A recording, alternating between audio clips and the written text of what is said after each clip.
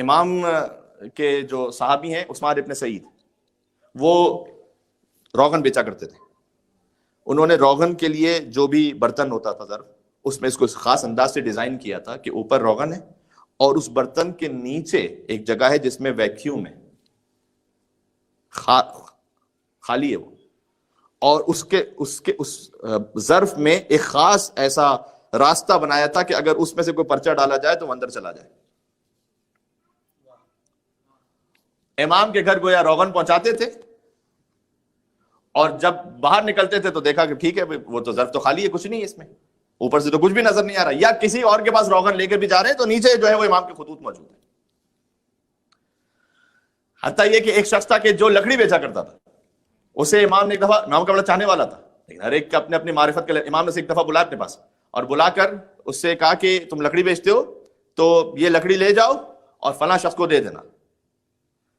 اور امام نے سختی کے ساتھ سب کو منع کیا ہوا تھا کہ کوئی بھی الجھے نہ باہر دشمنان اہل بیت سے. یہ ہمارے لیے بھی بڑا درس ہے. ہر مرتبہ الجھ جانا جو ہے بہادری نہیں ہوتی. حتیٰ امام نے کہا کہ اگر تم یہ دیکھو کہ ہمیں بھی ناسزا کہا جا رہا ہے، خاموش رہو. حکمت کا تقاضا اس وقت خاموش رہو، کچھ نہ بولو. حتیٰ امام نے کہا کہ اگر ہم کہیں باہر نکلے تو نہ میری جانب اشارہ کرو نہ مجھے سلام کرو. بڑا مشکل ہے ایک مومن کے لیے، لیکن امام نے کہا کہ تمہاری جان خطرے میں ہے اور گویا تمام تشیع خطرے میں آ جائے گی، لہذا صبر کرو. اچھا یہ شخص نکلا اور اس کے پاس وہ لکڑا ہے جس کے اندر خطوط ہیں. اب شاید بظاہر ایسا لگتا ہے کہ یہ اس وقت جانتا نہیں تھا کہ اس کے اندر خطوط ہیں، اور امام نے فقط یہ کہا تھا کہ یہ لکڑی پہنچا دو ایک جگہ تک. وہ جانے لگا تو گلیاں بڑی پتلی پتلی سی ہوتی تھی، سامنے سے ایک مشکیزے والا آ رہا تھا، ایک عام انسان.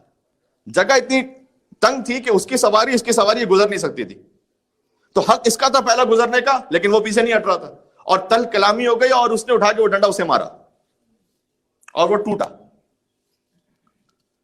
اس طرح سے ٹوٹا کہ خطوط باہر نہیں نکلے، لیکن اسے کچھ محسوس ہوا کہ اس کے اندر کچھ ہے. اور وہاں پر وہ جلدی سے معافی تلافی کرتا ہوا پھر سے آیا امام کے پاس، اور اس کے اندر تو کچھ، یہ آپ کو منظر لگ رہا ہوگا کسی اور ہی چیز کا، یہ کیا ہو رہا ہے کہ اس کے اندر تو ہے. امام نے تنبیہ فرمائی، کہا تمہیں کس نے کہا تھا اسے الجھنے کے لیے؟ کیوں الجھے تم؟ جو کہہ رہا تھا سن لیتے، بس ہم نے جو کہا ہے کہ یہ لکڑی وہاں پہنچاؤ تو بس اتنا کام کرو.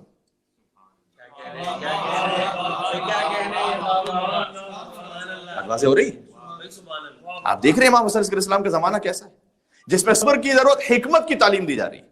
ہر ایک سے الجھنے کی ضرورت نہیں ہے. ضروری نہیں کہ جو کوئی کچھ کہہ رہا ہے، مثلا کسی نے یوٹیوب پہ کہہ دیا تو میں جواب ہی دوں گا ضرور اس کا. کیوں جواب دوں گا بھائی؟ حدیث میں آیا ہے کہ کچھ باطل وہ ہوتے ہیں جن کا ذکر کیا جائے تو وہ مر جاتے ہیں، کیونکہ جب آپ بتلائیں کچھ چیزوں کو ہوتا ہے آپ کو ایکسپوز کرنا پڑتا ہے. کچھ باطل بلکہ بہت سے ایسے ہیں کہ جن کا ذکر نہ کیا جائے تو اپنی موت آپ مر جاتے ہیں.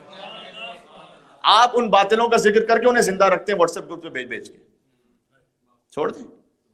ہر ایک سے الجھنے کی ضرورت نہیں. آپ کو اللہ سبحانہ وتعالیٰ نے اس امر کے لیے نہیں رکھا ہوا، بلکہ کتنے معصومین کی حدیث میں ہے کہ آخری زمانے بالخصوص کہا کہ نہ الجھو اور اپنے آپ کو بچا کے رکھو آخری حجت کے لیے، اس وقت کے لیے بچا کے رکھو، صبر کرو.